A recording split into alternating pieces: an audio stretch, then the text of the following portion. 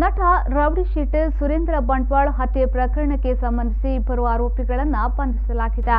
ಸುರೇಂದ್ರನ base ರೋಡ್ನ ಫ್ಲಾಟ್ನಲ್ಲಿ October 20ರಂದು ರಾತ್ರಿ ಚೋರಿಯಿಂದ ಇರಿದು ಹತ್ಯೆಗೈದ ಪ್ರಕರಣಕ್ಕೆ ಸಂಬಂಧಿಸಿ ಪ್ರಮುಖ ಆರೋಪಿಗಳಾದ ಸುರೇಂದ್ರನ ಆಪ್ತ ಸ್ನೇಹಿತ ಬಂಟ್ವಾಳ ನಿವಾಸಿ ಸತೀಶ್ ಕುಲಾಲ್ ಮತ್ತು ಮುಲ್ಕಿ ಕಿನ್ನಿಗೋಳಿ ನಿವಾಸಿ ಗಿರೀಶ್ ಯಾನೆಗಿರಿಯನ್ನ ಪೊಲೀಸರು ಬಂಧಿಸಿದ್ದಾರೆ.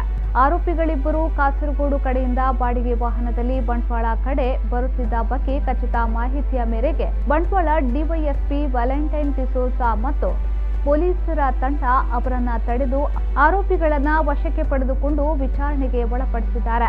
ಈ ಕೊಲೆ ಮಾಡಿದ ಬಳಿಕ ಆರೋಪಿ ಸತೀಶ್ ಕುಲಾಲ್ 2 ನಿಮಿಷ 17 ಸೆಕೆಂಡಿನ ಆಡಿಯೋವೊಂದನ್ನ ಬಿಡುಗಡೆ ಮಾಡಿ ನಾನೇ ಕೊಲೆ ಮಾಡಿದ್ದು, ಇದು ಉಡುಪಿಯಲ್ಲಿ ನಡೆದ ಕಿಶನ್ ಹೆಗಡೆ ಕೊಲೆಗೆ ಪ್ರತಿಕಾರ ಎಂದು ಹೇಳಲಾಗಿದ್ದು ಅದು ವೈರಲ್ ಆಗಿತ್ತು. ಅದಾದ 4 ದಿನದ ಬಳಿಕ ಕೊಲೆ ಆರೋಪಿಗಳನ್ನ ಪೊಲೀಸರು ಬಂಧಿಸಿದ್ದಾರೆ.